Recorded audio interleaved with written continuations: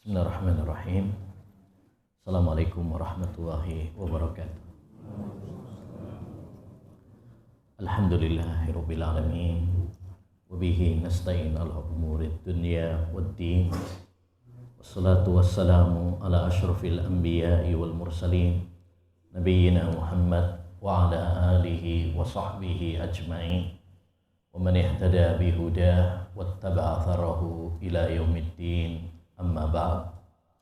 Rabbi shrah li sadri wa yassir li amri wahlul 'uqdatam min lisani yafqahu qawli. Allahumma inna nas'aluka ilman nafi'a wa rizqan thayyiba wa amalan mutaqabbala. Ma'asyiral muslimin, ayyuhal ikhwah wal akhwat yang semoga senantiasa dirahmati dan diberkahi oleh Allah Subhanahu wa taala. Alhamdulillah, kita bersyukur kepada Rabbuna Jalla wa Ala yang telah memberikan kekuatan dan kemudahan kepada kita untuk bisa melangkahkan kaki kita menuju salah satu rumah dari rumah-rumah Allah Subhanahu wa taala yang mulia, dalam rangka untuk menunaikan ibadah salat subuh secara berjamaah, disambung dengan zikir kepada Allah Subhanahu wa taala, disambung dengan menuntut ilmu, ngaji, yang ini juga termasuk bagian dari zikir kepada Allah Subhanahu wa taala.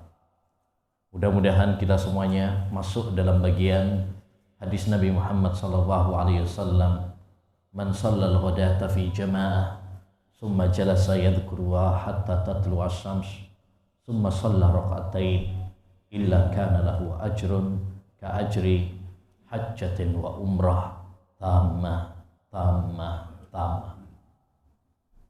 Kata Nabi alaihi salatu wassalam, barang siapa yang sholat subuh secara berjamaah, kemudian dia duduk berzikir kepada Allah Subhanahu wa ta'ala, dan kita ngaji ilmu agama seperti ini bagian dari zikir. Makanya majelis ilmu itu disebut sebagai majelis zikir. Dia berzikir kepada Allah Subhanahu wa ta'ala sampai terbit matahari. Lalu setelah itu dia sholat 2 rakaat. Ini yang disebut dengan sholat syuruk atau sholat isyraq. Dan sholat syuruk adalah sholat yang dilakukan di awal waktu sholat duha.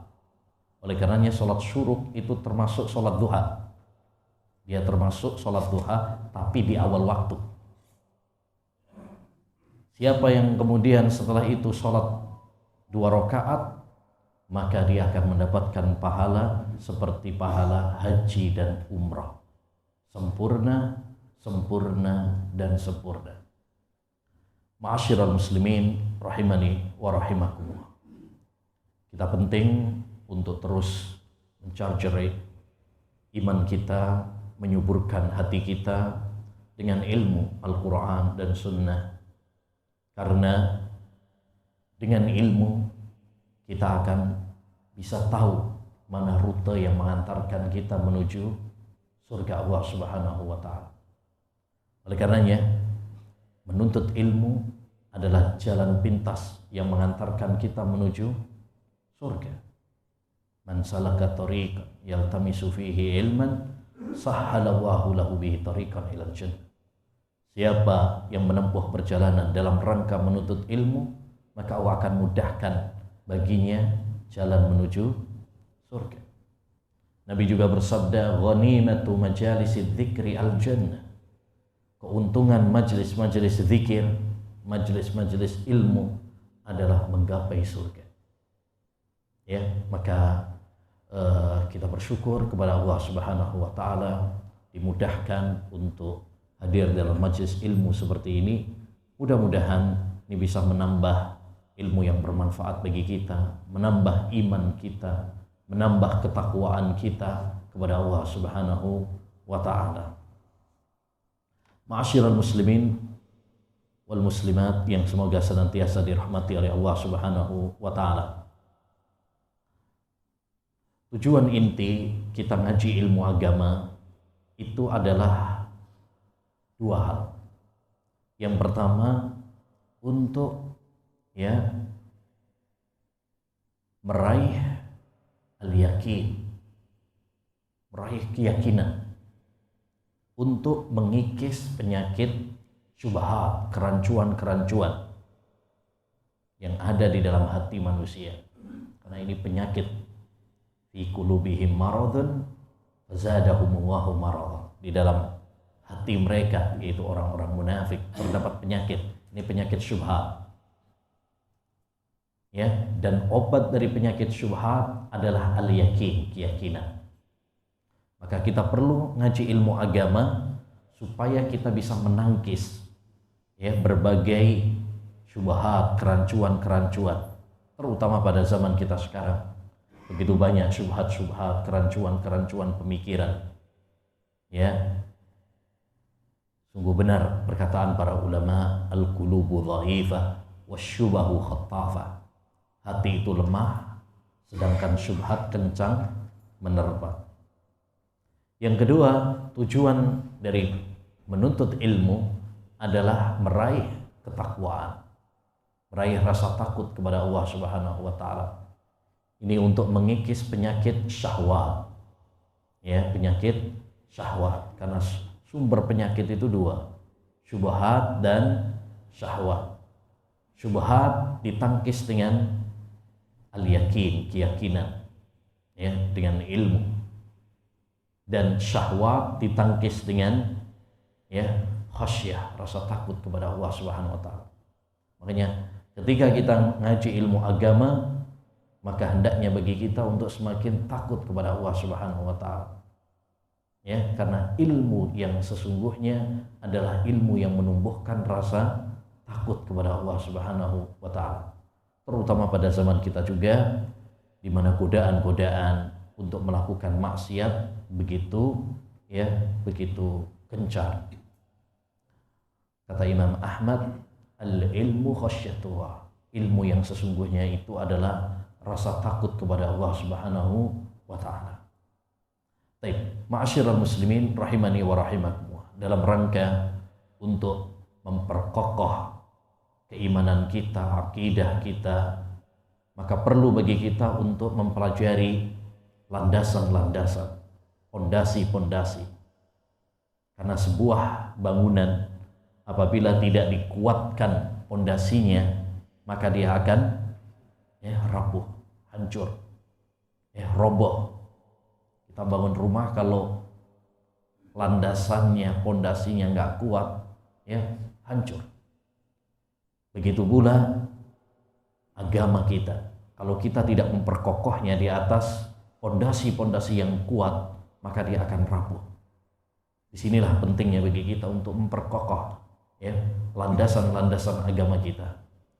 Salah satunya landasan agama tersebut adalah apa yang tertuang dalam buku ini, yaitu Basiratud Da'i ila Khairil Masai, yang berisi 8 pilar agama penting, yang ditulis oleh Syekh Saleh Al-Utsaimin hafizahullahu ta'ala wa ra'ah, salah satu ulama pengajar di Masjidil Haram dan di Masjid Nabawi. Beliau masih hidup sampai sekarang. Semoga Allah Subhanahu wa taala menjaganya. Buku ini berisi 8 pilar penting. Insyaallah taala kita akan membahasnya sesuai waktu yang ada. Semoga bisa menambah ilmu yang bermanfaat bagi kita semuanya. Pilar yang pertama, mengagungkan tauhid dan menjauhi syirik. Kata beliau, i'lam anna a'zama ma amara Allahu bihi tauhid. Ketahuilah bahwa perintah Allah teragung adalah tauhid. Wa a'zama ma naha anhu syirk. Dan larangan Allah Subhanahu wa taala terbesar adalah syirik. Jadi salah satu pilar utama yang beliau bahas nomor 1 adalah tauhid.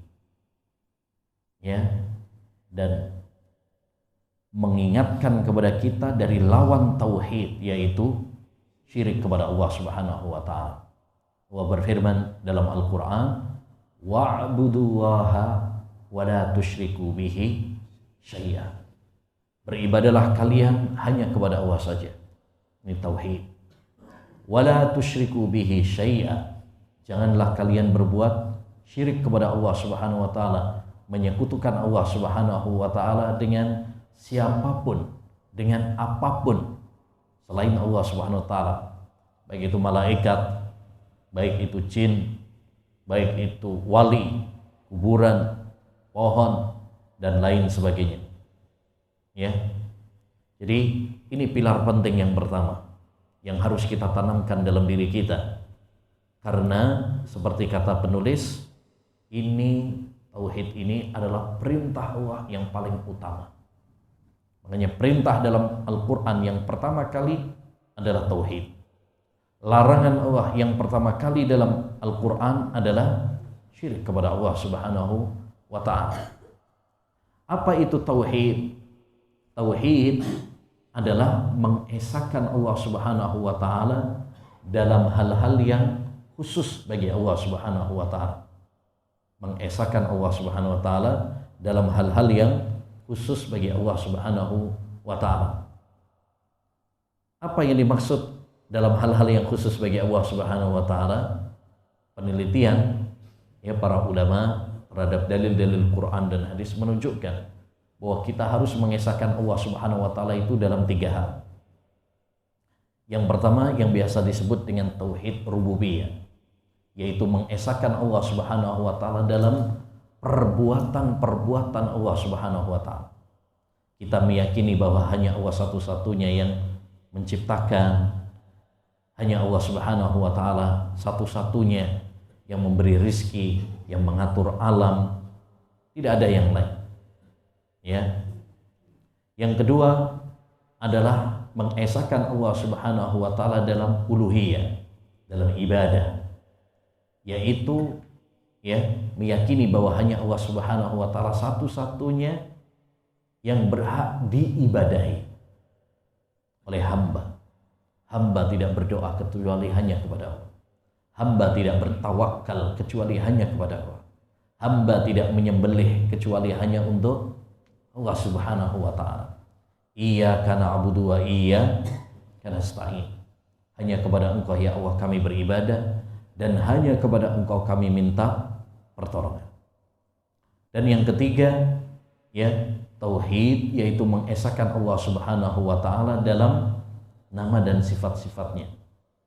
Kita menetapkan nama dan sifat-sifat Allah Subhanahu wa ta'ala tanpa kita menyerupakannya dengan makhluknya. Laisa kamitslihi syai'un wa huwas samiul basir. Tidak ada sesuatu pun yang serupa dengan Allah Subhanahu wa ta'ala, dan Allah Subhanahu wa ta'ala maha mendengar lagi maha melihat.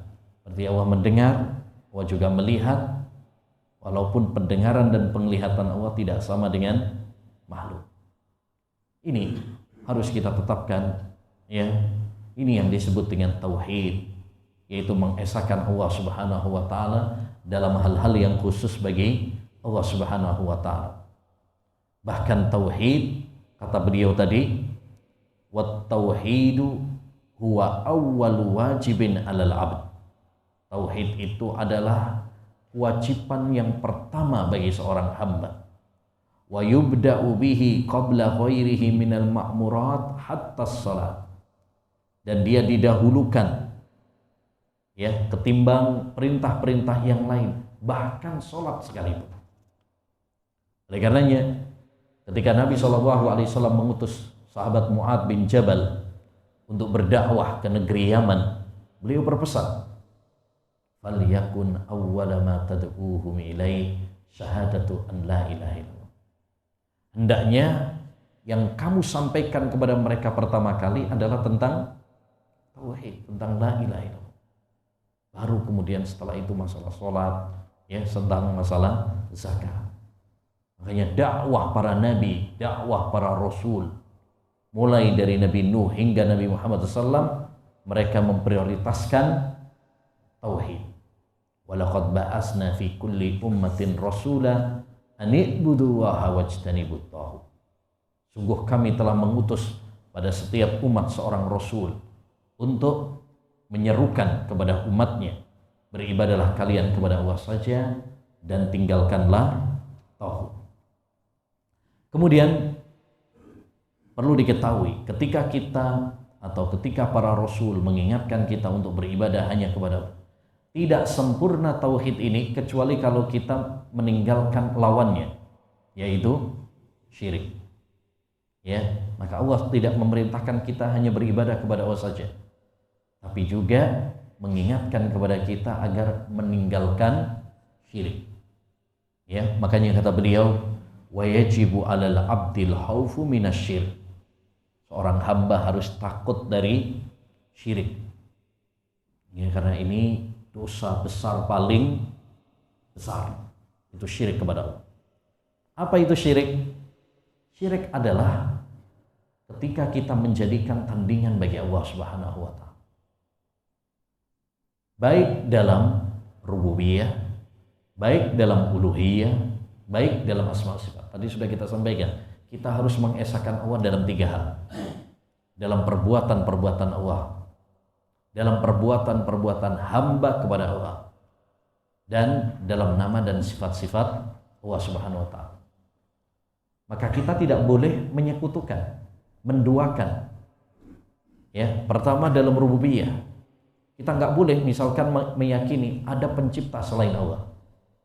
Siapa yang mengakui bahwa ada pencipta selain Allah, ada yang mengatur alam selain Allah Subhanahu wa taala, berarti dia telah berbuat syirik. Demikian juga kalau seorang menyerahkan ibadah kepada selain Allah Subhanahu wa taala. Kalau ada orang yang berdoa kepada selain Allah Subhanahu wa taala, jika ada orang yang menyembelih untuk selain Allah Subhanahu wa taala, berarti dia telah berbuat syirik. Demikian juga kalau dia mensifati makhluk dengan sifat yang khusus bagi Allah. Misalkan kalau meyakini bahwa ada selain Allah SWT yang tahu ilmu gaib, berarti telah berbuat syirik. Karena tidak ada yang tahu ilmu gaib kecuali hanya Allah Azza wa Jalla. Jadi syirik itu adalah ketika kita menyekutukan Allah SWT, menduakan Allah Subhanahu wa taala, dan ini dosa besar paling besar yang bahayanya sangat besar sekali. Di antara bahaya syirik, satu, dia adalah dosa paling besar. 2, dosa syirik, dosa yang tidak diampuni oleh Allah Subhanahu wa taala kecuali apabila pelakunya bertobat sebelum mati. Ya. Kalau dia tidak bertobat, maka Allah tidak akan mengampuni dosa syirik. Yang ketiga, dosa syirik itu menghapus amal-amal ibadah kita. Pahala-pahala amal soleh yang kita lakukan, sholat kita, puasa kita, haji kita, ludes semuanya. La in asyrakta la yahbatanna amaluk. Kalau kamu berbuat syirik, batal semua amal ibadah. Dan di antara bahaya syirik juga, orang yang berbuat syirik, maka dia akan masuk neraka selama-lamanya dan tidak akan masuk surga. Ya. Dan masih banyak lagi bahaya-bahaya syirik. Makanya beliau kemudian mengatakan hendaknya bagi kita untuk takut kepada Allah Subhanahu, takut dari perbuatan syirik ini. Ya, lalu kata beliau, Nabi Ibrahim saja, Nabi Ibrahim yang merupakan khalil, kekasih Allah Subhanahu wa taala. Bahkan khalil itu derajat cinta yang paling tinggi. Makanya yang mendapatkan gelar khalil itu cuma 2. Nabi Ibrahim dan Nabi Muhammad saja. Sekalipun demikian, bahwa Nabi Ibrahim itu adalah khalil, orang yang sangat dicintai oleh Allah, orang yang sangat kuat tauhidnya, tapi beliau tetap berdoa, wajnubni wa baniya an na'budal asnam. Dalam surat Ibrahim ayat 35, beliau berdoa, ya Allah, jauhkan aku dan anak keturunanku dari menyembah berhala. Kalau Nabi Ibrahim saja berdoa supaya dijauhkan dari syirik, bagaimana dengan kita? Kalau Nabi Ibrahim yang sangat dicintai oleh Allah dan sangat kuat akidahnya, Beliau khawatir, takut terjerumus dalam syirik. Apa kita nggak takut kepada Allah Subhanahu wa taala dari perbuatan syirik? Jadi ini ayyuhal ikhwah rahimani wa rahimakumullah, pilar yang pertama, yaitu pilar tauhid, ya, dan kewajiban bagi kita untuk menjauhi dari perbuatan syirik. Kemudian yang kedua, ya, nikmat Islam. Wa'lam anna dinal islami kamil wa anna Allaha radiyahu lana fala yaqbalu min ahadin dinan siwa fal adyanu kulluha batilatun illal Islam. Ketahuilah bahwa agama Islam telah sempurna. Allah Subhanahu wa taala meridhoinya untuk kita dan tidak menerima agama selainnya. Semua agama adalah batil kecuali hanya Islam. Ini juga salah satu pilar yang harus kita tanamkan dalam diri kita. Ya, dan ini pilar penting. Karena pada zaman kita sekarang banyak sekali disebarkan paham-paham pluralisme, liberalisme yang mengatakan bahwa semua agama sama, semua agama mengantarkan menuju surga. Ya, naudzubillah min dzalik. Kita harus meyakini bahwa agama Islam adalah agama yang sempurna, yang diridhoi oleh Allah Subhanahu wa taala satu-satunya. Ya, kata Allah Subhanahu wa taala, "Al-yauma akmaltu lakum dinakum." Pada hari ini telah aku sempurnakan agama kalian. Ya, dan aku sempurnakan nikmatku atas kalian, dan aku ridho Islam sebagai agama kalian. Ya, maka kita wajib bersyukur kepada Allah Subhanahu wa taala tatkala kita dipilih menjadi, ya, hamba-hambanya yang muslim, diberi hidayah oleh Allah Subhanahu wa taala memeluk agama Islam. Ini nikmat yang sangat besar yang harus kita rawat bersama, yang harus kita kawal bersama sampai kita menginjakkan kaki kita di surga Allah Subhanahu wa taala. Ya. Tidak ada nikmat yang lebih besar daripada nikmat mendapatkan hidayah Islam. Ini bahkan lebih berharga daripada dunia dan isi. Kul bi fadlillahi wa bi rahmatihi fabidzalika falyafrahu huwa khairum mimma yajma'u. Katakanlah dengan karunia Allah hendaknya mereka bergembira, karena itu jauh lebih baik daripada apa yang mereka kumpulkan dari dunia. Sebab dengan Islam maka kita akan, ya, dimasukkan oleh Allah Subhanahu wa taala ke surganya dan dihindarkan oleh Allah Subhanahu wa taala dari nerakanya. Ya, maka kita patut bersyukur dengan diberi hidayah Islam. Ini agama yang sempurna. Semua permasalahan yang kita butuhkan ada dalam Islam. Sampai kata Nabi alaihi salatu wassalam, ya, sampai kata sahabat Abu Dzar Al-Ghifari, Rasulullah tidak wafat meninggalkan kami, ya, kecuali Rasulullah telah menjelaskan ilmunya kepada kami. Bahkan tidaklah burung mengepakkan sayapnya kecuali Rasulullah telah menjelaskan ilmunya kepada kami. Maksudnya semua permasalahan, bahkan masalah-masalah yang kecil, detail sekalipun, itu sudah dibahas dalam Islam. Bahkan mungkin masalah-masalah yang dianggap tabu, misalkan masalah qadha'ul hajah, itu diatur dalam agama Islam, bagaimana adabnya, ya, kita BAB itu diatur.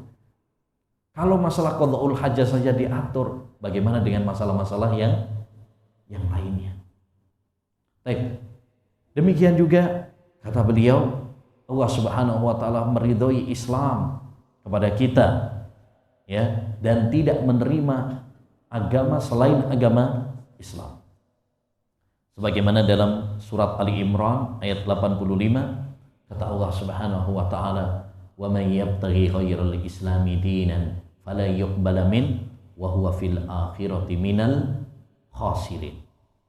Barang siapa yang mencari agama selain agama Islam, gak diterima sama Allah SWT. Dan dia termasuk orang-orang yang merugi. Karena agama yang diterima hanya Islam. Inna dina indallahil Islam. Sesungguhnya agama selain agama di sisi Allah itu hanyalah Islam. Ya, hanyalah Islam. Maka ini bantahan kepada paham-paham pluralisme, liberalisme yang mengatakan bahwa semua agama itu sama, semua agama benar. Ini adalah paham yang batil. Ini paham yang kufur, yang sesat dan menyesatkan. Ya, karena tidak ada agama yang diridhai oleh Allah Subhanahu wa taala kecuali hanya Islam. Nabi SAW pernah bersabda, "La yasma'u bi ahadun min hadhil ummah Yahudiyyun aw Nasrani, thumma la yu'minu bima ji'tu bihi illa kana min ashabina."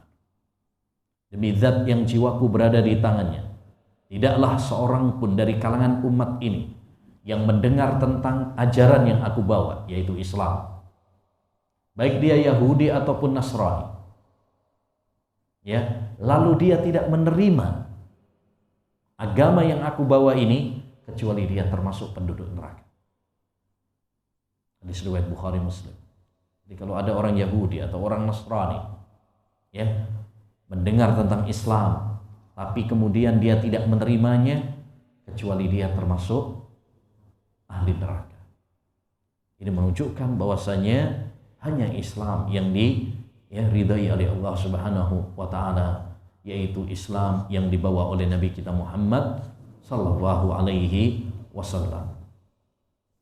Baik, berikutnya pilar yang ketiga adalah ittiba, mengikuti Nabi Muhammad SAW dan menjauhi kebid'ahan.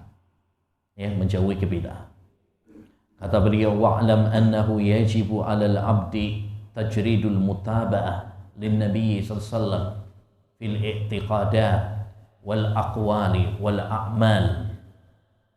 Ketahuilah bahwasanya wajib bagi seorang hamba untuk mengikuti Nabi Muhammad sallallahu alaihi wasallam, baik dalam keyakinan, baik dalam ucapan, baik dalam perbuatan-perbuatan, wal iktida'u bihi, dan meneladani Nabi sallallahu, wal hadaru min mukhalafati amrih, dan berhati-hati, waspada dari menyelisih Nabi Muhammad. Jadi kita dianjurkan untuk mengikuti Nabi Muhammad sallallahu alaihi wasallam dalam beragama ini, baik dalam masalah akidah, baik dalam masalah ibadah, baik dalam masalah akhlak. Ya, kita diwajibkan untuk mengikuti Nabi Muhammad. Allah berfirman dalam surat Ali Imran, ya, ayat 30,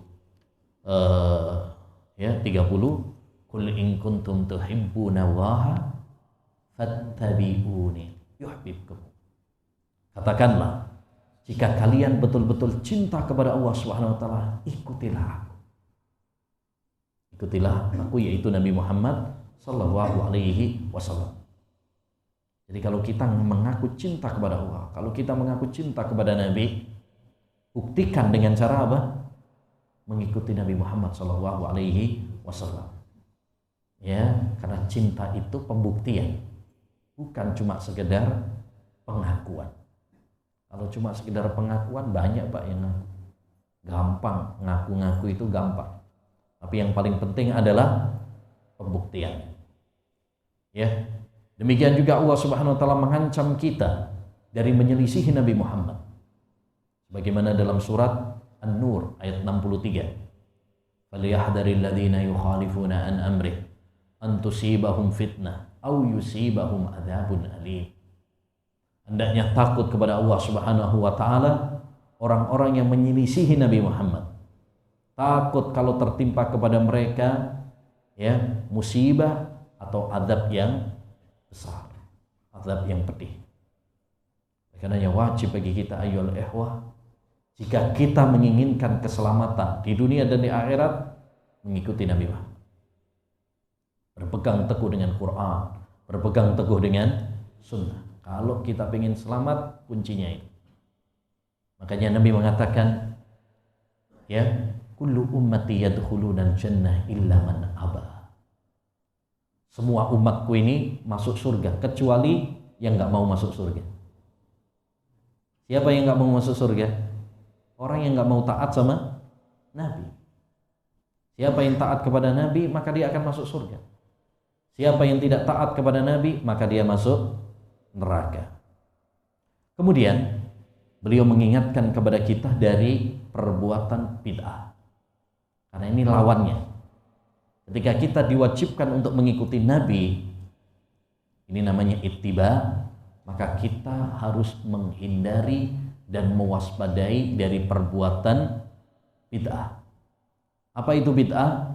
Yaitu perbuatan yang baru dalam agama. Ya, wal bid'aul muhdatsatu mardudatun ala ahliha fatajibu mujanabatuha wan nufratu minha. Dan bid'ah itu yaitu perkara yang baru dalam agama. Perhatikan, yang namanya bid'ah itu dalam masalah agama, bukan masalah dunia. Makanya para ulama membuat suatu kaidah yang sangat penting. Hukum asal masalah dunia boleh sampai ada dalil yang melarang. Hukum asal masalah ibadah haram sampai ada dalil yang mensyariatkannya. Ya, ini kaidah penting. Ya, yang perlu kita fahami baik-baik. Setiap perkara bid'ah dalam agama itu adalah tertolak, maka wajib bagi kita untuk menjauhinya dan lari darinya, walaupun itu bid'ah yang kecil. Ya, bid'ah yang kecil. Karena keselamatan seorang hamba adalah mengikuti Nabi dan meninggalkan perbuatan bid'ah. Kenapa perbuatan bid'ah itu harus kita jauhi? Ya, Nabi SAW sering mengingatkan kita. Bahkan setiap khutbah Nabi itu mengingatkan kita dari perbuatan bid'ah. Wa syarrul umuri muhdatsatuha. Setiap khutbah Nabi mengingatkan, sejelek-jelek urusan itu adalah perkara baru dalam agama. Kenapa? Karena bid'ah itu konsekuensinya berat. Minimal dua. Pertama, orang yang melakukan perbuatan bid'ah berarti dia secara tidak langsung menuduh Islam ini belum sempurna. Padahal Islam sudah sempurna apa belum? Sudah. Surat Al-Maidah ayat 3, Al-yauma akmaltu lakum dinakum. Yang kedua, orang yang melakukan perbuatan bid'ah, ya, secara tidak langsung dia menuduh Nabi Muhammad menyembunyikan risalah. Nabi Muhammad, ya, mengkhianati risalah. Ada wahyu yang belum dia sampaikan. Ya, dan ini juga tuduhan yang sangat serius kepada Nabi Muhammad, karena beliau adalah seorang yang amanah. Tidak ada satu permasalahan pun kecuali beliau sudah sampaikan kepada hambanya, kepada umatnya. Baik. Berikutnya, pilar yang keempat, ayyuhal ikhwah, berpegang teguh dengan wahyu. Wa'lam annal abda ma'murun bil istimsaki bil wahyi li'annal qur'ana tibyanun likulli syai' wa huwa hudaw wa rahma wa bushra lil muslimin. Ketahuilah bahwa seorang hamba itu diperintahkan untuk berpegang teguh dengan wahyu. Sebagaimana dalam surat Az-Zukhruf ayat 43, fastamsik billadzi uhiya ilaik. Berpegang teguhlah kamu dengan apa yang diwahyukan kepadamu. Dan yang diwahyukan kepada Nabi Muhammad itu Quran dan juga sunnah. Ya. Dan perintah Allah kepada nabinya itu adalah perintah juga untuk umatnya. Jadi walaupun itu yang diperintah adalah Nabi Muhammad, tapi kaidahnya perintah Allah kepada Nabi Muhammad itu mencakup juga perintah untuk umatnya. Kita masuk dalam perintah tersebut. Maka ya, wajib bagi kita untuk berpegang teguh dengan Quran dan berpegang teguh dengan sunnah. Kalau kita ingin selamat, kata Imam Malik, man arada najah fa'alaihi bi kitabillah wa bi sunnati rasulillah. Siapa yang menginginkan keselamatan, hendaknya dia berpegang dengan Quran dan berpegang dengan sunnah. Nabi juga pernah mengatakan as-sunnatu kasafinatin Nuh. Sunnah Nabi itu bagaikan perahunya Nabi Nuh, kapalnya Nabi Nuh. Man raqibaha najah. Siapa yang menaikinya maka dia akan selamat. Wa man lam yarkabha gharik. Siapa yang tidak menaikinya maka dia akan tenggelam. Kalau kita nggak berpegang teguh dengan Quran, kalau kita nggak berpegang teguh dengan sunnah, maka kita akan tenggelam dalam kesesatan. Kita akan tenggelam dalam penyimpangan. Ya, kita akan tenggelam dalam kebinasaan di dunia dan di akhirat.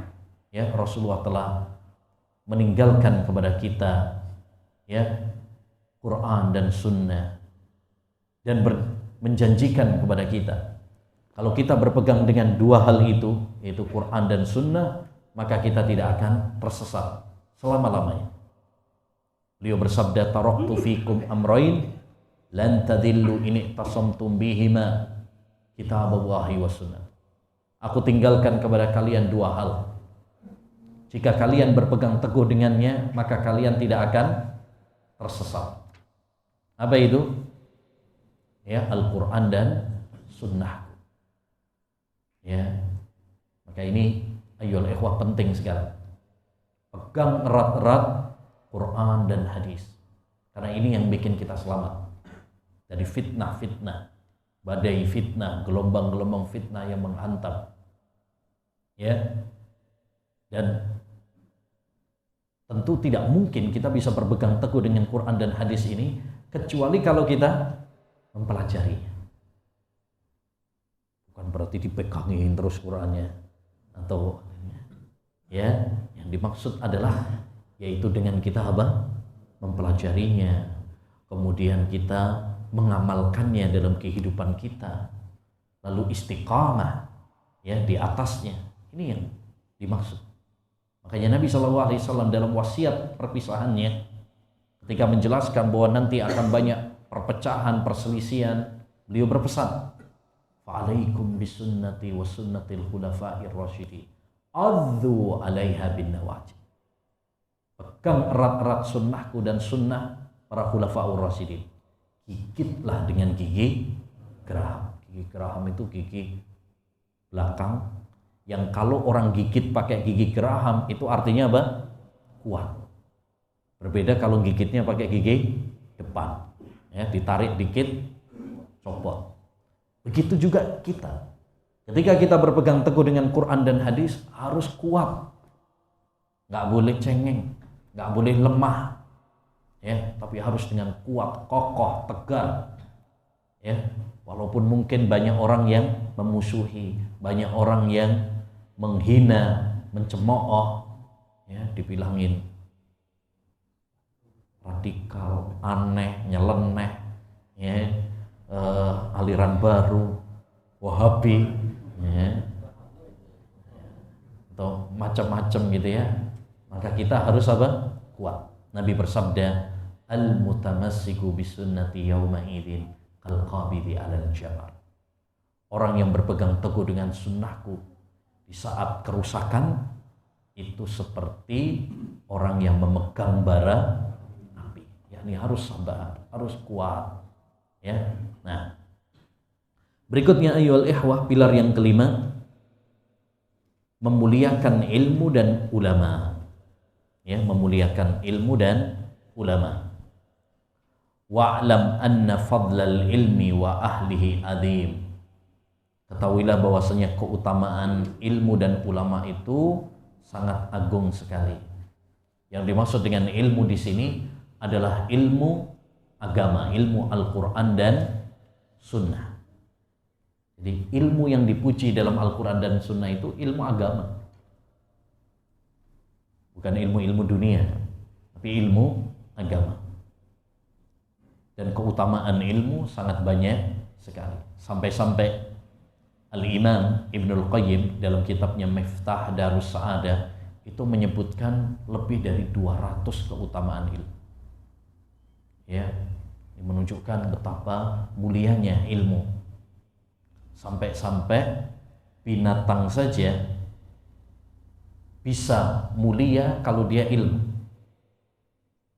Makanya Allah membedakan antara buruan hasil anjing yang terlatih dengan buruan hasil anjing yang tidak terlatih.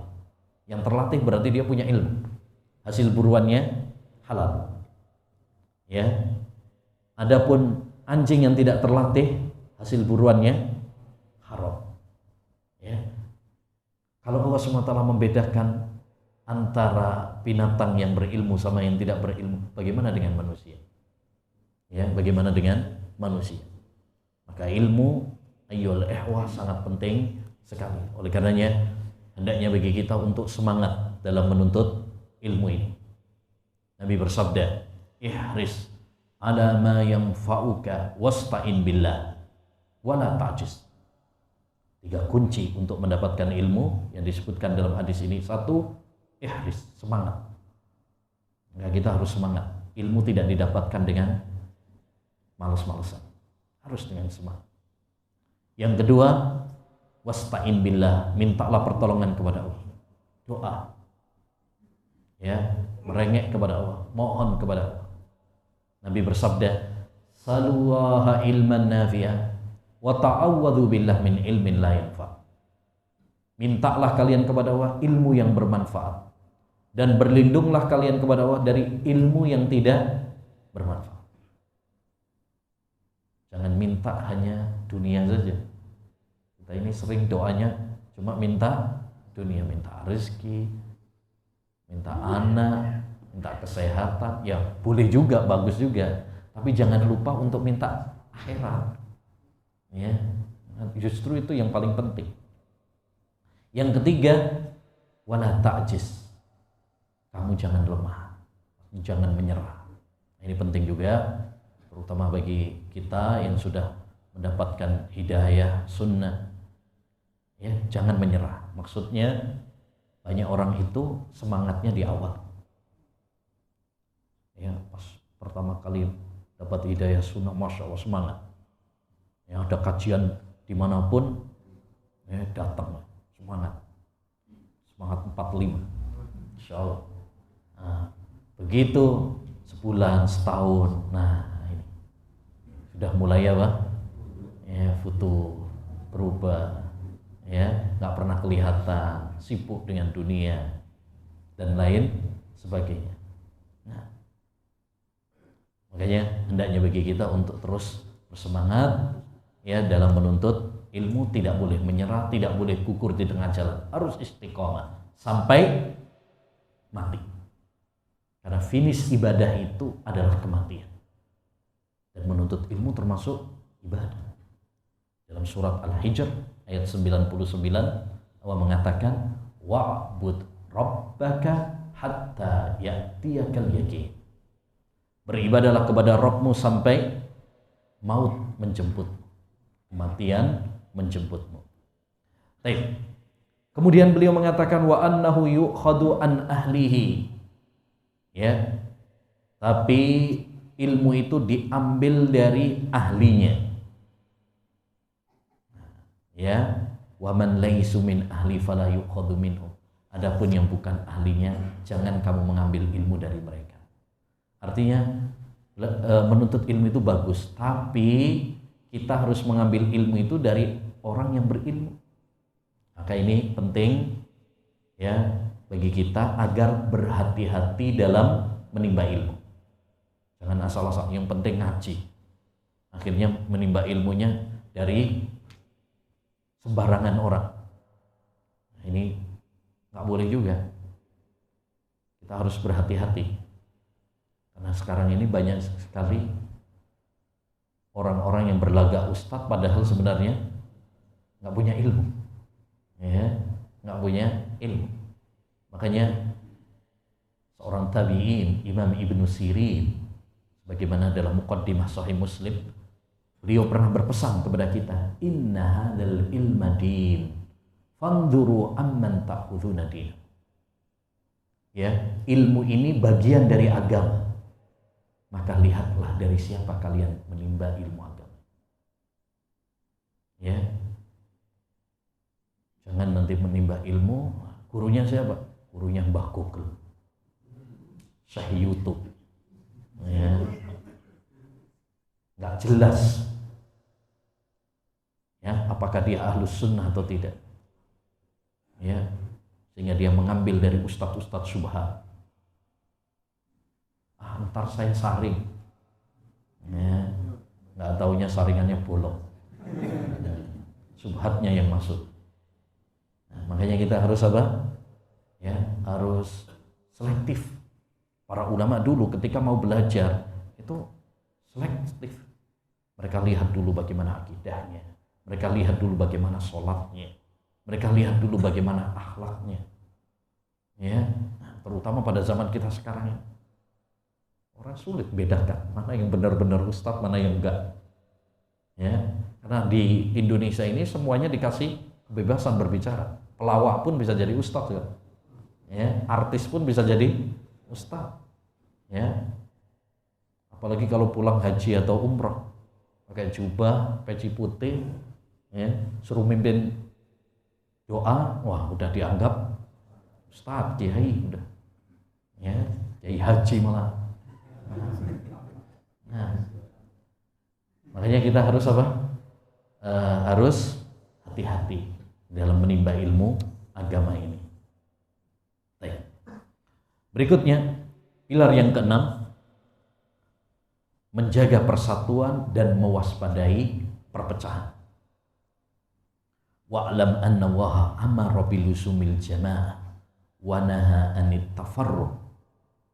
Ketahuilah, dan kata kalau wa'lam, ketahuilah. Kalau ada kalimat seperti ini ikhwan, ini faedah menunjukkan bahwa apa yang disampaikan itu masalah yang penting. Seperti dalam surat Muhammad ayat 19, fa'lam annahu la ilaha illallah wastaghfirullah. Ketahuilah. Itu maksudnya ketahuilah itu berarti apa yang akan disampaikan itu masalah yang penting yang perlu diperhatikan. Ya. Makanya ketika kita mendengar kalimat wa'lam, nah itu berarti kita harus perhatian. Jangan sampai ngelamun, jangan sampai ngantuk. Karena kadang-kadang orang itu suka begitu, ngaji badannya tapi pikirannya nggak tahu. Ya, berselancar di dunia maya. Nah, ketahuilah bahwasanya Allah Subhanahu wa taala memerintahkan kita untuk bersatu dan melarang dari perpecahan. Sebagaimana dalam surat Ali Imran ayat 103. Kata Allah Subhanahu wa taala, wa'tasimu bihablillahi jami'an wa la tafarraqu. Bersatulah kalian dengan tali Allah, jangan kalian berpecah belah. Masya Allah. Ini wasiat Allah SWT kepada kita yang sangat agung. Bersatulah kalian di atas Quran, di atas hadis, dan jangan berpecah belah. Ya, jangan berselisih. Ini jauh sebelum ada ya semboyan bersatu kita teguh, bercerai kawin lagi. Sebelum ada semboyan bersatu kita teguh, bercerai kita runtuh. Sebelum ada sila ketiga persatuan Indonesia, jauh sebelum itu Al-Quran sudah menegaskan, bersatulah kalian dan jangan berpecah belah. Maka ini ya menganjurkan kepada kita ayyuhal ikhwah, memberikan pesan kepada kita wajib untuk menjaga persatuan dan kesatuan ya di antara kaum muslimin, ya di antara manusia. Ya, karena dengan bersatu kita akan kuat. Dengan berpecah belah kita akan menjadi lemah. Wala tanaza'u fatafshalu wa tadhhabu rihukum. Jangan kalian berselisih, berpecah belah. Nanti akan hilang kekuatan kalian. Ya, akan hilang kalau kita berpecah belah, hilang kekuatan kita. Namun persatuan yang diidam-idamkan dalam Islam adalah persatuan yang dibangun di atas tauhid, Ya, persatuan di atas Al-Quran dan Sunnah, bukan cuma sekedar menyatukan, padahal hati berpecah belah. Ya, kata Allah Subhanahu wa Ta'ala, ya, apa? Tahsabuhum jami'a wa qulubuhum syatta. Kau kira mereka bersatu, tapi hati mereka berpecah belah. Jangan sampai cuma hanya casingnya saja yang bersatu, tapi harus dari hati. Ya, oleh karenanya tidak mungkin kita bersatu kecuali di atas tauhid, di atas Islam, di atas Quran dan Sunnah Nabi Sallallahu Alaihi Wasallam. Intinya, ayyul ikhwah, Islam sangat menganjurkan kepada kita untuk menjaga persatuan. Dengan apa? Dengan tauhid, dengan kita menjaga persaudaraan, dengan kita taat kepada para pemimpin. Ya, terutama sekarang kita masuk dalam tahun politik, ya, maka pesan Al-Quran ini harus kita jaga. Jangan sampai perbedaan pilihan, perbedaan pendapat menjadikan kita kemudian bermusuh-musuhan. Ya, betapa banyak orang beda pendapat, kadang beda suami sama istri tengkar gara-gara beda pendapat, ya, beda pilihan. Ya, sama tetangganya beda pendapat, udah nggak mau ngomong. Ya, bahkan satu masjid kadang beda pendapat, beda pilihan, nggak mau saling menyapa. Ini nggak boleh. Ya, kita wajib untuk menjaga persatuan di antara kita. Jangan sampai berpecah belah, bermusuhan hanya karena perbedaan. Tidak semua perbedaan menjadikan kita bermusuhan. Tidak semua perbedaan menjadikan kita bermusuhan. Abu Bakar dan Umar kadang beda pendapat. Bahkan Nabi Daud dan Nabi Sulaiman pernah beda pendapat. Para ulama kadang juga beda pendapat. Imam Syafi'i kadang beda pendapat dengan Imam Malik. Ya, Imam Syafi'i kadang beda pendapat dengan Imam Ahmad. Tapi mereka tidak saling bermusuhan, mereka saling mencintai. Nah, ini yang kita butuhkan. Ya, beda pendapat biasa aja, jangan sampai menjadikan kita bermusuhan. Setiap perbedaan yang menjadikan kita bermusuhan, maka perbedaan itu perbedaan yang dimurkai oleh Allah SWT, perbedaan yang tercela. Waliyadzubillah. Baik. Pilar yang keenam, pilar yang ketujuh, taat kepada pemimpin.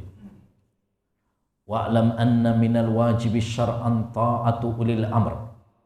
Fa'alal muslimis sam'u wa ta'ah li ulil amri minna fil manshi wal makrah wal usri wal yusri wal asara. Ketahuilah bahwasanya termasuk kewajiban syariat adalah taat kepada para pemimpin. Siapa yang mewajibkan? Allah Subhanahu wa Ta'ala. Sebagaimana dalam surat An-Nisa ayat 59, ya ayyuhalladzina amanu atiiullaha wa atiiur rasulah wa ulil amri minkum.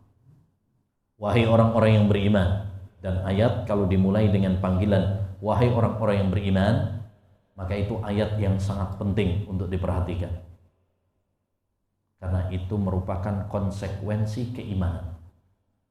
Wahai orang-orang yang beriman, taatlah kalian kepada Allah, taatlah kalian kepada Rasul, dan kepada ulil amri. Siapa ulil amri? Ulil amri itu mencakup dua, al-ulama wal umara. Para ulama dan para umara, para pemimpin. Ya, para ulama dalam masalah agama dan umara dalam masalah-masalah teknis dunia. Nah, kita butuh para pemimpin. Bahkan adanya pemimpin itu wajib. Karena kalau nggak ada pemimpin kacau. Bahkan dahulu para ulama mengatakan 60 tahun dipimpin pemimpin yang zalim lebih mendingan daripada 1 hari 1 malam tanpa pemimpin. Nah, kalau nggak ada pemimpin kacau. Yang kuat akan memakan yang lemah. Demikian juga dalam hadis Nabi SAW mengatakan, usikum bittaqwa wassam'i watta'ah wa in ta'ammaru alaikum abdun. Aku wasiatkan kepada kalian mendengar dan taat kepada para pemimpin, walaupun pemimpin kalian itu adalah budak. Budak itu boleh jadi pemimpin apa tidak?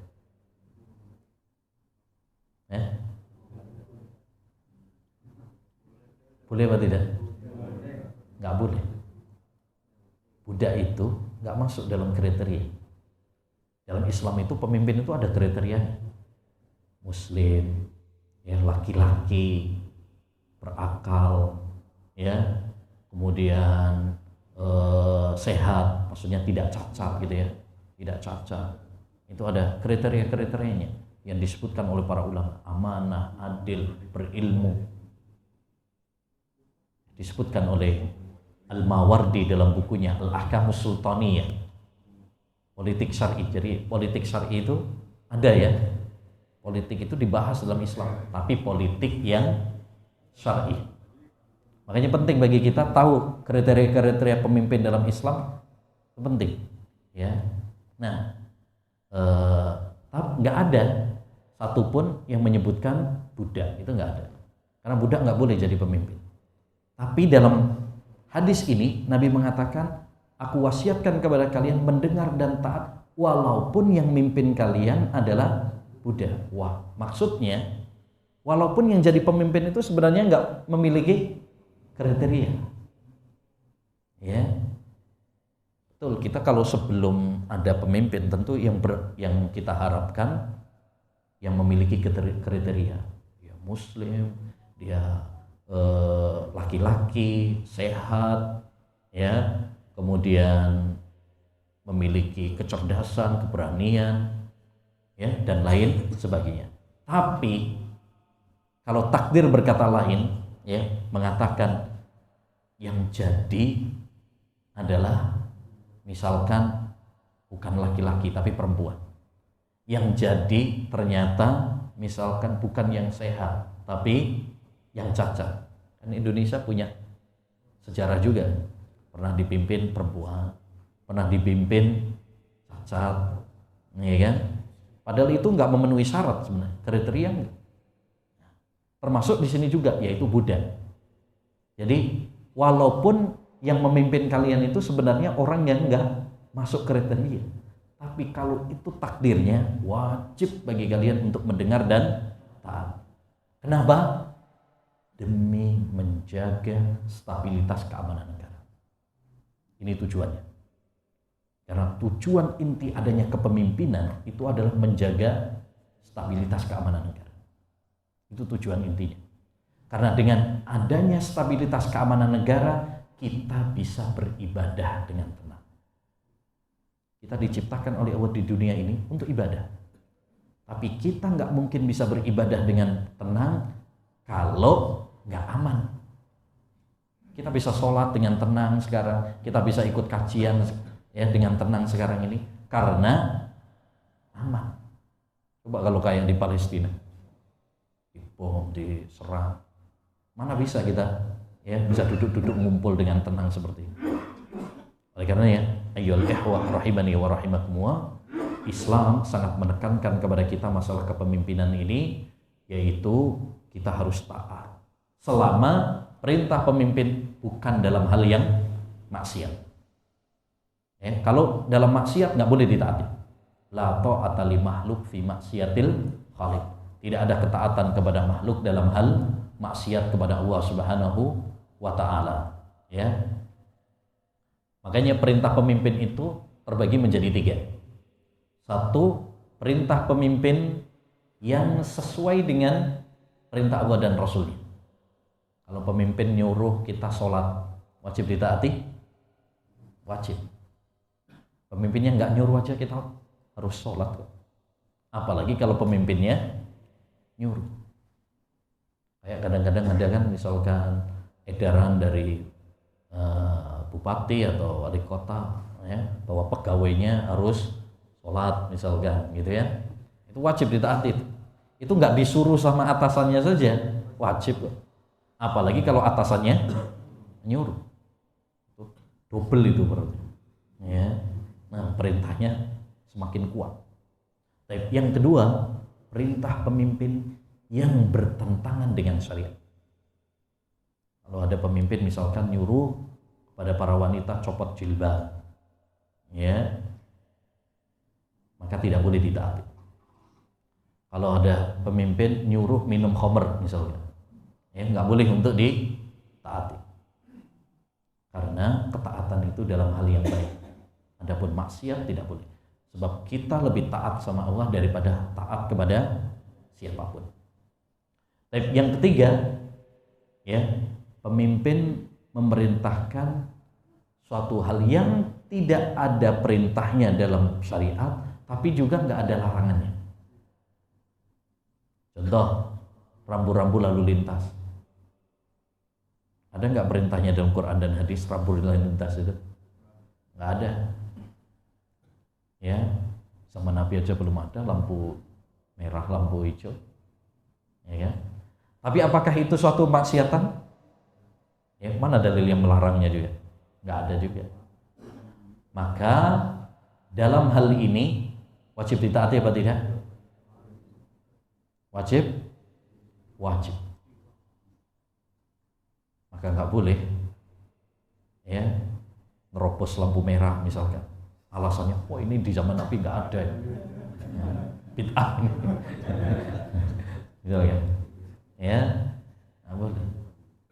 Tetap kita wajib untuk mentaatinya, karena itu bukan maksiat.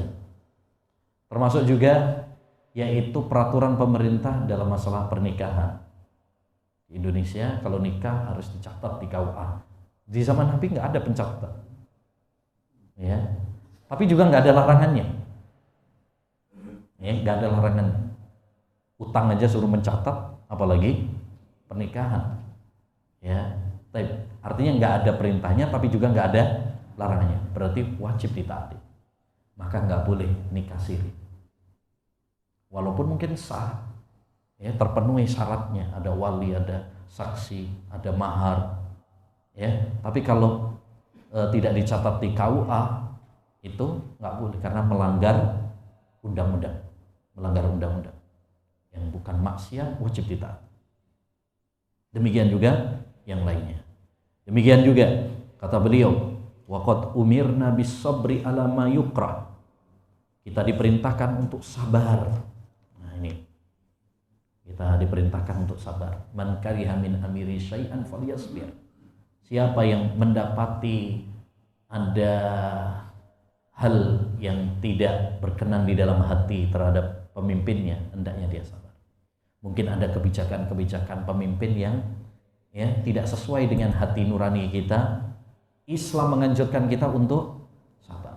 Bahkan mungkin, ya, pemimpinnya zalim sama rakyatnya, wajib bagi kita untuk sabar. Tidak boleh bagi kita untuk memberontak.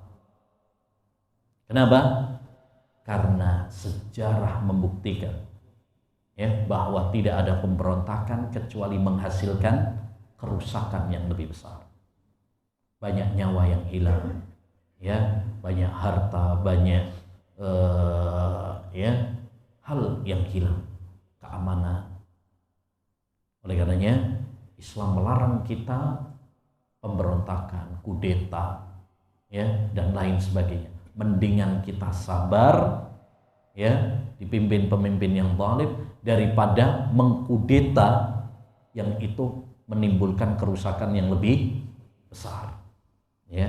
Nah, maka hendaknya seorang bertaubat kepada Allah, istighfar, sampai Allah memberikan solusi yang terbaik, ya, dengan mengganti pemimpin tersebut dengan yang lebih baik.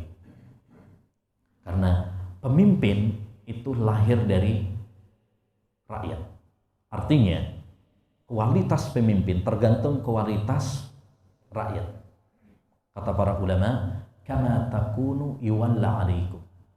Bagaimana pemimpin kalian, bagaimana kualitas kalian, ya itulah kualitas pemimpin kalian.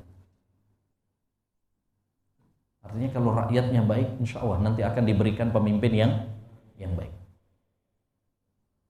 Ya, karena al jazaa'u min jinsil amal. Balasan itu tergantung kepada amal perbuatan hamba. Ya. Pernah suatu saat ada orang protes kepada sahabat Ali bin Abi Thalib. Wahai Ali, kenapa kepemimpinanmu kacau seperti ini? Gak seperti zamannya Abu Bakar dan Umar. Kata Ali, iya benar.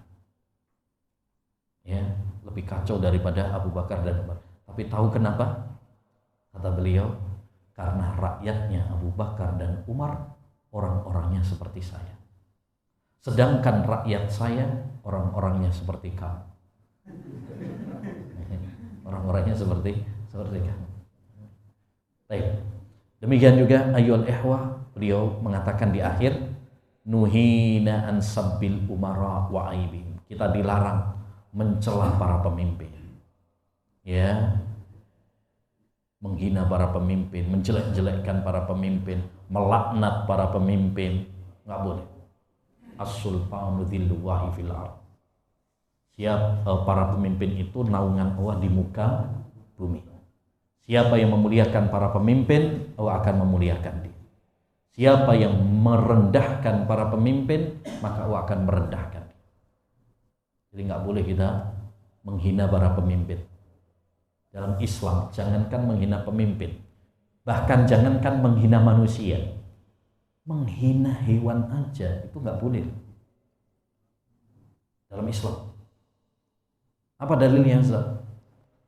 Dalam Sunan Abu Dawud Rasulullah bersabda, ya, la tasubbuddin fa innahu yuqidukum lis-shalah. Janganlah kalian mencela ayam jago, karena ayam itu punya jasa bangunkan kalian sholat. Sholat apa? Sholat subuh. Ya, alarm. Dibayangkan, menghina ayam saja nggak boleh, apalagi menghina manusia, apalagi menghina para pemimpin. Karena ketika pemimpin itu dihina, ya, diinjak-injak kehormatannya, hilang kewibawaannya, maka yang terjadi adalah kerusakan. Oh, ini kebebasan. Nah, ini kebebasan itu harus diikat dengan syariat. Karena kebebasan kalau kebablasan akan menimbulkan, ya, kehancuran dan kebinasaan. Semuanya harus ada aturannya. Semuanya harus ada, ya, batasannya. Nah, yang terakhir, pilar yang ke-8, kunci selamat dari fitnah. Wa'lam anna najatal amri fi hadzal amr hiyal istiqamah. Ketahuilah bahwasanya keselamatan seorang hamba dalam hal ini adalah istiqamah. Ya, sebagaimana perintah Allah Subhanahu wa taala dalam surat Hud ayat 112, fastaqim kama umirta. Istiqamalah sebagaimana yang Allah perintahkan kepadamu. Apa itu istiqamah? Yaitu konsisten di atas jalan yang lurus sampai mati. Ya, kita konsisten di atas Quran, di atas sunnah sampai Allah SWT mencabut nyawa kita. Baik. Waraddul amri ila ahli minal ulama'i wal umara. Kunci keselamatan yang kedua, yang pertama istiqamah di atas agama, yang kedua menyerahkan urusan kepada ahlinya, pada para ulama dan umara. Kalau ada masalah-masalah besar, serahkan kepada para ulama, tanyakan kepada para ulama. Jangan masing-masing memposisikan dirinya seperti ulama. Ini yang bikin rusak. Setiap orang merasa dirinya adalah seakan-akan Imam Syafi'i dan Imam Ahmad. Ya. Harusnya ketika ada suatu permasalahan dan itu masalah yang berat, masalah yang terjadi, serahkan kepada ahlinya, kepada tanyakan kepada mereka. Ya. Nah, yang ketiga, wal i'tisamu bil kitab was sunnah, berpegang teguh dengan Al-Qur'an dan sunnah. Kalau kita ingin selamat, ya kuncinya adalah pegang erat-erat Al-Qur'an dan sunnah. Seperti yang dikatakan oleh Imam Malik, siapa yang menginginkan keselamatan, hendaknya dia berpegang teguh dengan Quran dan sunnah. Waluzumul jamaah, ya. Kemudian berikutnya di antara kunci keselamatan juga adalah menjaga persatuan. Ya, menjaga persatuan. Wasuhbatu man yusaku bidini. Jaga persatuan tadi juga sudah kita bahas. Lalu bersahabat dengan orang-orang yang baik agamanya. Nah, ini penting. Kalau kita ingin selamat, salah satu hal yang paling penting, ikhwan, adalah cari teman-teman yang baik. Karena seorang itu berdasarkan agama temannya. Teman ini pengaruhnya besar. Kalau kita berteman dengan orang-orang yang baik, insya Allah ketularan baik. Kalau berteman dengan orang-orang yang rusak, ketularan rusak pula. Ya, karena hati itu lemah, gampang terpengaruh. Coba aja, kita kalau berteman sama pebisnis, ya akhirnya suka bisnis. Ya, kalau berteman dengan orang yang suka ke mbah dukun, nah, nanti diajak ke mbah dukun, kasih jimat pula itu. Ya. Kalau berteman dengan orang yang punya paham khawarij, ya, terorisme, mungkin diajari ngerakit bom nanti. Ya. Kalau berteman dengan orang yang suka narkoba, ditawari jadi bandar narkoba. Ya. Kalau berteman dengan orang yang ya berpoligami, wah dipanasi nanti. Ya. Nah, jadi pengen juga gitu ya. Nah, jadi hati itu lemah, tergantung dengan siapa dia, Bang. Ya, dia berteman. Walaupun dia aslinya takut ini, tapi kalau berteman sama lama-kelamaan apa? Jadinya nekat. Jadinya nekat. Ya. Nah, jadi ini ya, teman itu pengaruhnya sangat besar sekali. Kemudian al-firaru minad din, termasuk juga kunci selamat adalah lari dari fitnah. Maksudnya apa? Menjauh dari fitnah. Jangan dekat-dekat. Nggak usah ikut-ikutan. Makanya Nabi SAW ketika ditanya, apa kunci selamat? Ada 3 pesan beliau. Amsik alaika lisan. Tahan lisan. Wal yasa'ka baituk. Tinggallah di rumah. Maksudnya kalau ada fitnah-fitnah, nggak usah ikut-ikutan. Ada kudeta, ada tawuran, ada demo, ada aksi ini, aksi itu, mendingan di rumah. Ya. Baik. Kemudian wabki ala khati'atik, tangisi dosa-dosa. Banyak istighfar, banyak taubat, banyak doa sama Allah Subhanahu wa taala. Itu kunci selamat menurut Nabi sallallahu alaihi wasallam. Karena orang yang berbahagia adalah orang yang dijauhkan dari fitnah. Orang yang dijauhkan dari fitnah. Wal iksaru minal ibadah, banyak ibadah. Ini zaman-zaman fitnah seperti ini, mendingan kita fokus mempersiapkan bekal akhirat kita dengan memperbanyak ibadah kepada Allah SWT. Al-ibadatu fil haraj ka hijratin ilayya. Kata Nabi, ibadah di saat kekacauan itu pahalanya seperti hijrah. Kenapa? Karena orang ketika banyak fitnah, banyak kekacauan, biasanya lupa ibadah. Lupa ibadah. Ya, kita harus ingat kita diciptakan oleh Allah di dunia ini, tujuan utamanya adalah untuk ibadah. Jangan sampai ya fitnah-fitnah melalaikan kita dari tujuan hidup kita.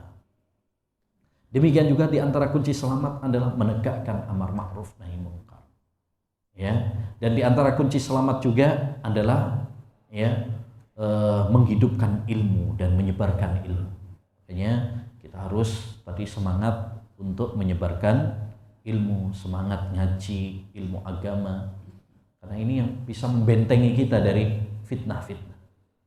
Ya, wa husnu khatimatil abdi hiya bil mauti alal islami was sunnah. Dan akhir kehidupan yang baik bagi seorang hamba adalah tatkala mati di atas Islam dan sunnah. Di antara doa Imam Ahmad, Allahumma amitna alal islami was sunnah. Ya Allah, wafatkan aku di atas Islam dan di atas sunnah. Maka mari kita perbanyak doa kepada Allah supaya Allah memberikan keteguhan kepada kita, keistiqomahan kepada kita sampai akhir hayat kita. Allahumma ya muqallibal qulub sabbit qalbi ala din. Ya Allah, zat yang membolak-balik hati hamba, tetapkanlah hati hamba dalam ketaatan kepada. Kita tidak boleh merasa aman, karena penentuan itu ditentukan di akhir. Juara itu di mana-mana ditentukan di akhir, bukan di awal. Kalau awal pendaftaran, ya, penyisihan. Tapi penentuan juara itu ditentukan di akhir. Ya, ditentukan di akhir. Innamal a'malu bil khawatim. Sesungguhnya setiap amal itu ditentukan di penutup akhirnya. Maka termasuk kebahagiaan seorang hamba tatkala sebelum dia mati dimudahkan untuk ibadah kepada Allah, dimudahkan beramal saleh. Itulah husnul khatimah. Husnul khatimah itu bukan berarti kita mati dalam keadaan ibadah. Banyak orang salah paham tentang husnul khatimah. Disangkanya yang namanya husnul khotimah itu kalau matinya pas sujud, ya, pas lagi baca Quran mati. Nggak mesti seperti itu. Ya, husnul khotimah itu tatkala kita sebelum mati dimudahkan oleh Allah untuk beribadah kepadanya. Idza arada Allahu bi 'abdi khairan istamala. Qalu kaifa istamalahu ya Rasulullah? Qala yuwaffiquhu lil amali shalih qabla. Apabila Allah menginginkan kebaikan bagi seorang hamba, Allah akan mudahkan dia beramal soleh sebelum mati. Itu namanya husnul khatimah. Semoga kita semuanya diberikan oleh Allah husnul khatimah. Amin ya rabbal alamin. Demikian ayyuhal ikhwah wal akhwat, kaum muslimin wal muslimat, yang bisa kita bahas tentang 8 pilar agama Islam. Mudah-mudahan apa yang telah kita pelajari menjadi tambahan ilmu yang bermanfaat bagi kita semuanya. Amin ya rabbal alamin. Sebelum kita tutup, mungkin kita kasih pertanyaan.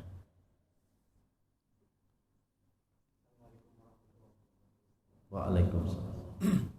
Apakah dosa ketika saya mempunyai sahabat berbeda agama dan dia selalu cerita kalau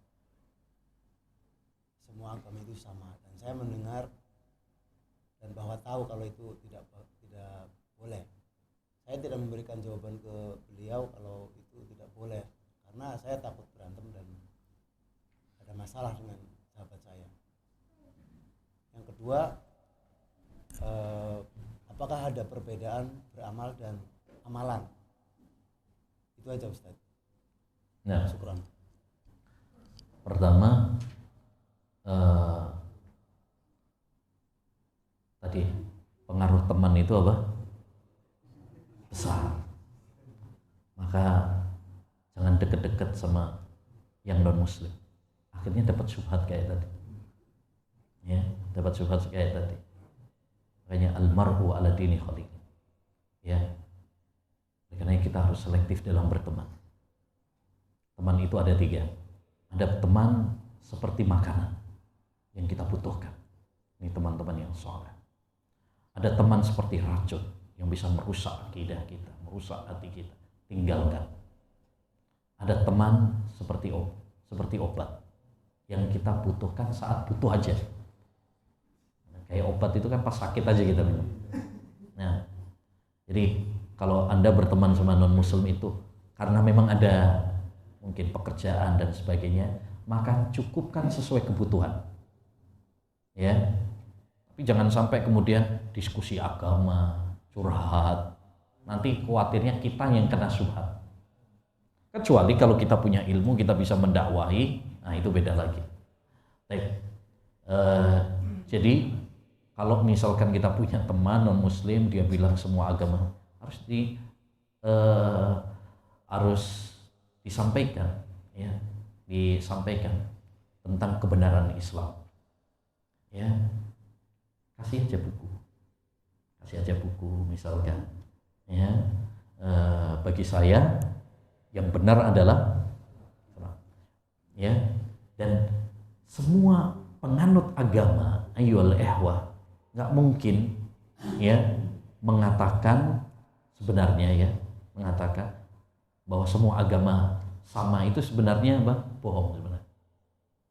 Karena semua penganut agama pasti merasa agamanya yang paling benar. Orang Kristen pasti menganggap orang Kristen lah yang benar. Makanya mereka menjuluki apa? Domba-domba tersesat. Ya. Iya kan? Karena menganggap bahwa agamanya lah yang benar. Semua penganut agama meyakini agamanya lah yang paling benar. Intinya kalau ada yang seperti itu, kalau pengen nggak rame-rame, ya udah kasih aja buku tentang kesempurnaan Islam, tentang keutamaan agama Islam, sambil kita dakwahi, siapa tahu dia masuk Islam. Tapi ya, untuk menjadikan dia sebagai teman dekat, untuk menjadikan dia teman curhat, ya, apalagi dia sudah mengatakan seperti itu, nah, hati-hati. Karena bisa jadi kitanya yang nyangkut, ya, kita kena syubhat, ya, hati-hati. Tadi khawatirnya filternya bolong tadi. Nah, kitanya yang kena syubhat. Hati itu lemah, syubhat itu kencang menerpa. Baik.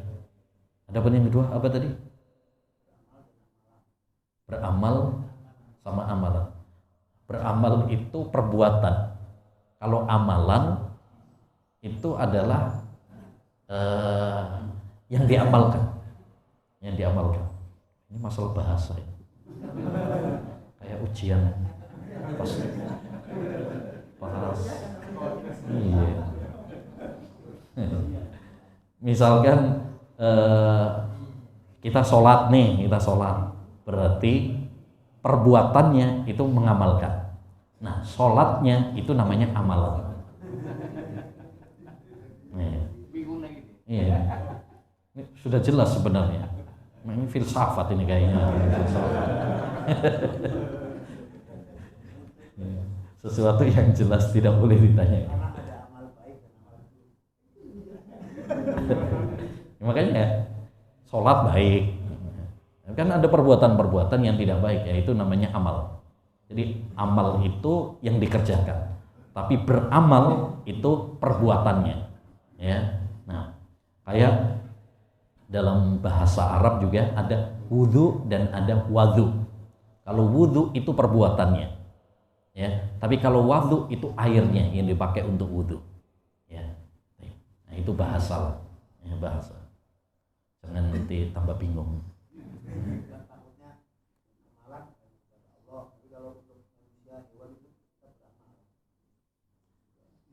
Hewan beramal juga.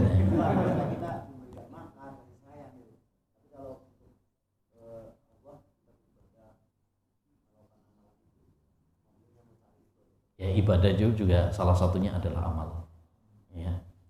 Jadi kalau beramal itu istilahnya perbuatannya.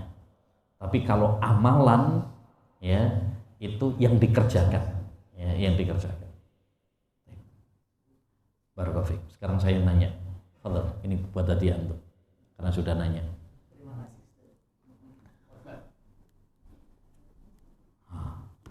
Barakallahu fiik.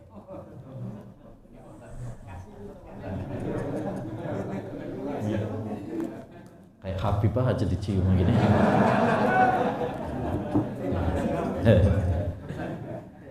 Ya,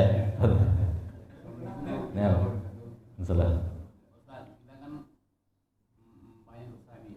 Nah, Dan kalau seandainya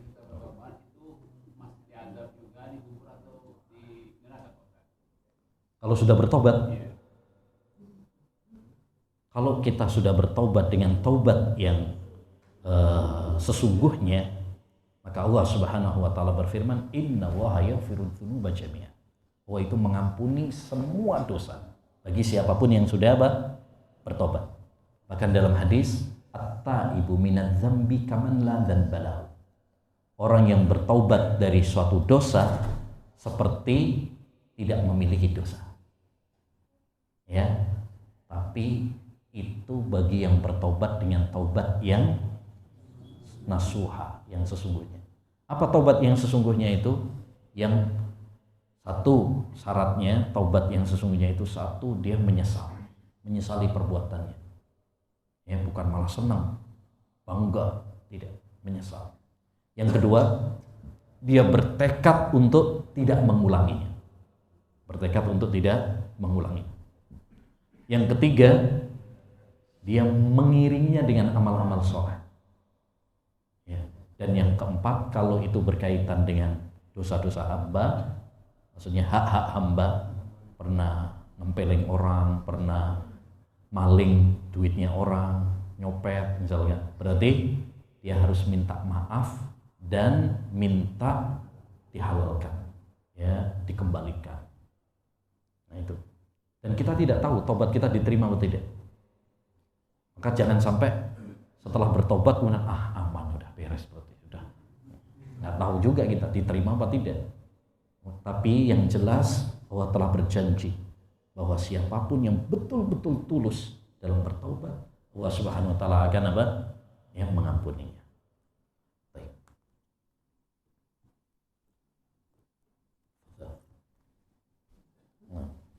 Baik. Tapi sekarang saya yang nanya, siapa yang bisa menyebutkan 8 pilar agama? 8 pilar agama tanpa lihat catatan.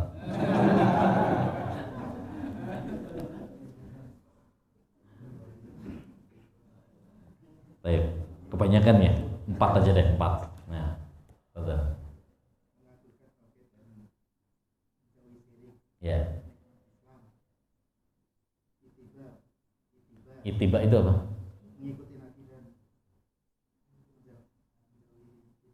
Menjauhi bid'ah. Baik. Kemudian mentaati pemimpin. Loncat putra. Baik. Ya, khair insyaallah. Enggak apa-apa. Fadhal. Baik, tadi kita sampaikan juga ada kunci-kunci selamat ya dari fitnah yang di bagian terakhir tadi. Ada kunci-kunci selamat yang sangat penting. Siapa yang bisa menyebutkan? Nah, istiqomah. Nah, menjaga persatuan. Terus, iya nggak apa-apa. Kayak di buku juga nggak apa-apa.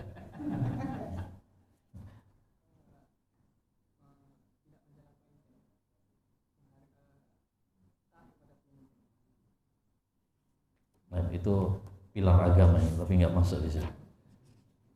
Untuk nambah-nambahi ya. Nah, ya berteman dengan orang-orang saleh. Nah, kemudian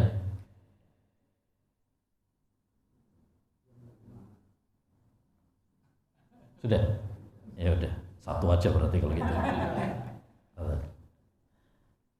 Baik, menjauhi fitnah, menyibukkan diri dengan ibadah, ya, menuntut ilmu, amar ma'ruf nahi mungkar. Nah, banyak. Demikian kita tutup dengan doa kafaratul majlis. Subhanakallahumma bihamdika asyhadu an la ilaha illa anta astaghfiruka wa atubu ilaik.